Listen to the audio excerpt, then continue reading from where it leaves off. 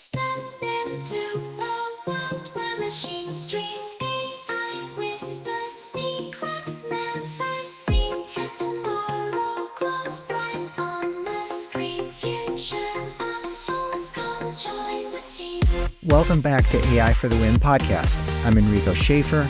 I'm an attorney, an AI expert, and I'm a dedicated user of AI in my day-to-day professional life.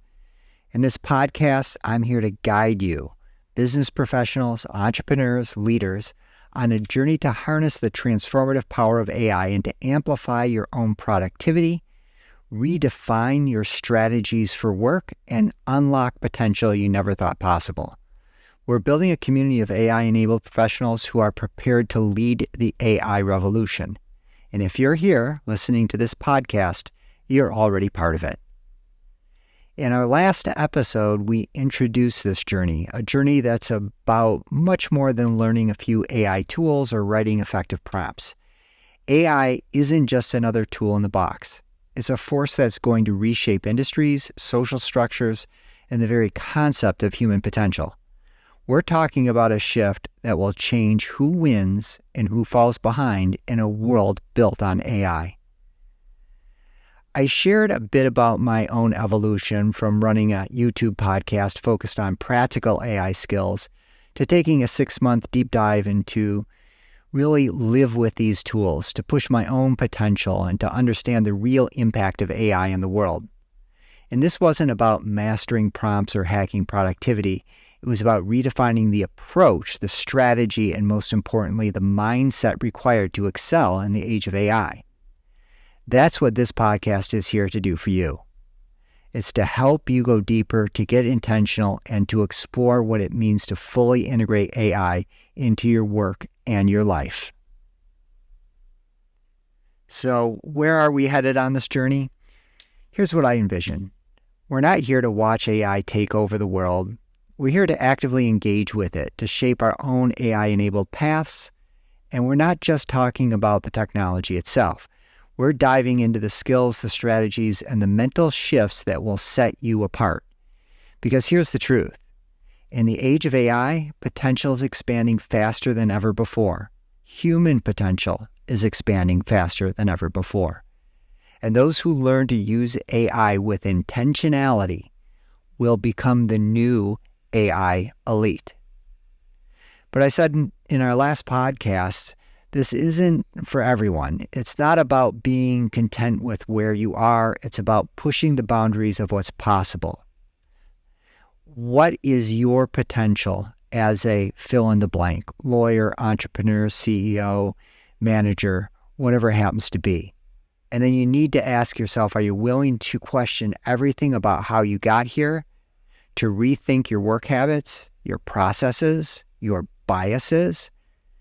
If you are ready to step out of autopilot, to break your habits and become a leader, not just in your career, but in your life, then you've arrived at the right spot, because that's where we're going. In this series, we're going to explore not only the tools and techniques, but the strategic approach and mindset you'll need to succeed. We'll talk about the challenges, the ethics, the risks, and of course, the remarkable opportunities AI brings to the table for each of us, for individual users. And I promise to bring you insights not just from my own experience, but from the rapidly evolving world of AI and the trailblazers who are leading the way. If you're ready to rethink, to evolve, to elevate, then you're in the right place. Together, we're going to forge a path that isn't just about winning with AI. It's about redefining what winning even means in this new age. So today's podcast is going to give you a little bit of insight into how I got here and how it has shaped my beliefs and how I'm going to ask it to shape your beliefs about AI. Because if you come at AI from the right foundation, if you're grounded in the right place, then you're going to get it. You will get it. If you're not coming at AI from the right foundational place, from the right mindset, you're not going to understand the potential. You're not going to get the most out of these tools. So let's jump into Chapter 1, The Path of an AI-Enabled Mind. And before we go deeper into the concepts of AI and our exploration of human potential, I want to share a brief look at my own personal path, how I arrived here with a background in technology and a lifelong commitment to human potential as my de facto purpose, my religion. My views are rooted in the idea that human potential, especially for those who embrace AI, is expanding exponentially. Perhaps there is no limit to human potential in the age of AI. For the first time in history, the outer limits of our own abilities are shifting, expanding at a staggering pace. As we explore what it means to maximize potential in the age of AI, it seems fitting to do so through the lens of my own personal journey, a journey that I hope will illuminate the path ahead for all of us. So let's jump in.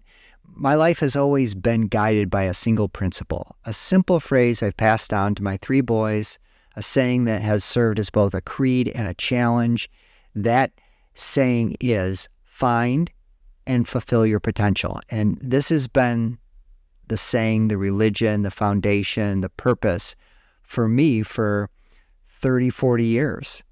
So this is what I have lived as my purpose for decades. And now comes AI. So this idea of having a purpose and it can be filled with religion, it could be filled with some goal, but for me, the easiest way to get my brain around why we're here on this earth is to say, okay, it's to find what your potential is and fulfill as much of that potential as possible. And this isn't just a piece of advice or a life hack. It's really been my North Star, and I think it's going to need to be your North Star in this new age. So I came to understand early on that this life, in order to have meaning, demands this sort of purpose. And as a member of the human community, purpose is non-negotiable. We're here to discover our capacity and push it further, to contribute something irreplaceable to the world. And I've dedicated my life to this pursuit, and the results were clear.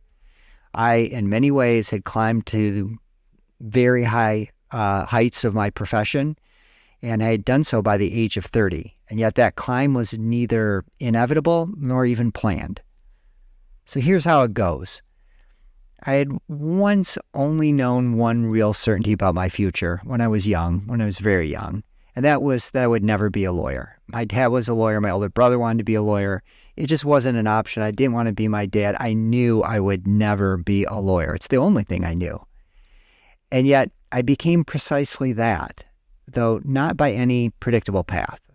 I went from a near college dropout to graduating first in my class from law school, breaking records and winning more awards than any student in the history of the school.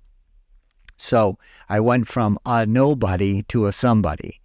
I surged through the ranks of big law, transitioned into plaintiff side mass tort asbestos cases, flew on private planes, traveled by limousine, waiting at the landing strip.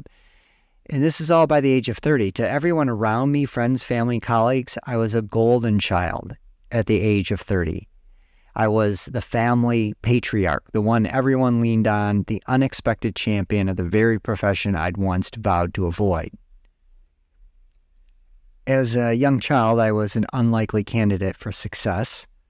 By most accounts, I was quiet and unremarkable, seen by others as having little potential. At 16, I looked 12, my slight frame making me an outsider in a world that prized athleticism and bravado. I couldn't compete in sports. I lacked not only the physical stature, but the mental maturity that seemed to come naturally to others. I was a loner, and really the second shortest kid in a high school of 2,000. I was a virtual ghost as I navigated those halls during my junior year, and I didn't have a group of friends or girls to pursue, nor any who pursued me. There were no invites to keg parties, no social circles to claim as my own. I never seemed to fit. I always was saying the wrong thing or the odd thing in every adult conversation, as if I spoke a language no one else understood. In a family of achievers whose successes loomed large over my own existence, I was a footnote, the one barely noticed, shadowed by others whose talents were bright, obvious, and always acknowledged. But I had a secret, one I held close, one that no one else saw. I knew I was different, that there was something unique within me that went unnoticed by those around me. Even as a teenager, I had a sense that I was special in ways that others weren't. I possessed something deep inside that set me apart from virtually everyone that I knew. I couldn't yet define these gifts, but I could feel them stirring. I saw the world differently, a world that seemed to reward power, access, and corruption rather than talent, creativity, and integrity. It was a superficial place to me that seemed to value the trappings of success over true potential. And as I grew older, so did my conviction that I was meant for something beyond the narrow limits that others imposed as the goal for themselves and for others around them. I knew I would have to break free of the world's expectations to dig deep and find my own path, one that would honor not just what I could achieve, but the potential I knew was hidden within. One evening, an evening that I celebrated my 30th birthday with a family and friends at a multi-million-dollar horse farm. It was a party that was a pretty grand affair and thrown by my first wife at the farm where she kept our horses. It was really a display of success that others seemed to savor more than I did. I'd even picked out a really cool red Mercedes as a gift for myself, a symbol of everything I'd become. Fame, influence, and unexpected notoriety had reshaped people's perceptions of me in ways I was still struggling to understand. Was I not a good person before? Was I not a better person before all this? And why did so many suddenly want to be part of my life now, when they hadn't before? Something about this transformation felt hollow, as if I'd climbed to the top of the mountain only to find it didn't belong to me. As I looked in the mirror that night at my 30th birthday, I saw someone I didn't recognize, or perhaps I saw no one in the reflection. There was a sense that as much as I should be proud, that I had nothing to be proud of. As much as I had achieved, that I had achieved nothing. For 5 years since entering law school and all of a sudden having success and all of a sudden standing out, I had lived for others' expectations, for my dad's approval, driven by a desire to measure up to an image that really wasn't my own. I'd used every ounce of intelligence, creativity, and ambition to break records and redefine what others thought possible, yet I couldn't escape the sense that I was living someone else's story, not my own. The success, the influence, the wealth, all of it felt borrowed, grounded in privilege and access rather than true purpose. I knew that night of my birthday, as I stood there after a grand celebration of myself, I knew what I had to do. I had to lean in. I had already recreated myself once before to become from invisible to visible. And now I would have to do it again.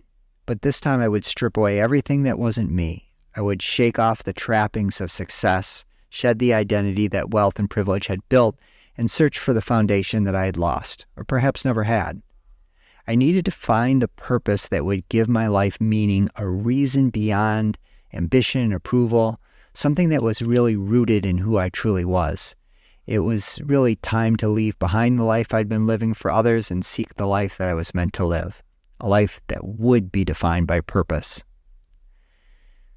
Finding purpose. I spent several years living outdoors, moving through life unbounded by possessions or plans. You see, I had divorced my wife. I had given her all of the assets, only kept the red Mercedes and some cash that I was able to put into the glove compartment. I was sleeping in my car under open skies, tucked away in the woods behind rest stops as I traveled throughout the United States with no real destination in mind. Essentially, I traveled with the wind. I was guided by a hunger for answers that had long been absent from my life, and I had resolved that I would not contribute my gifts to a world that rewarded so little capacity for potential or humanity. I couldn't relate to a culture that celebrated material gain irrespective of talent, and that elevated mediocrity and idolized wealth without purpose. So I found some kinship in the quiet rebellion of Ayn Rand's John Galt and the uncompromising vision of Howard Rourke and the Ayn Rand story, The Fountainhead, and in the boundless reverence for life and the worlds of Walt Whitman.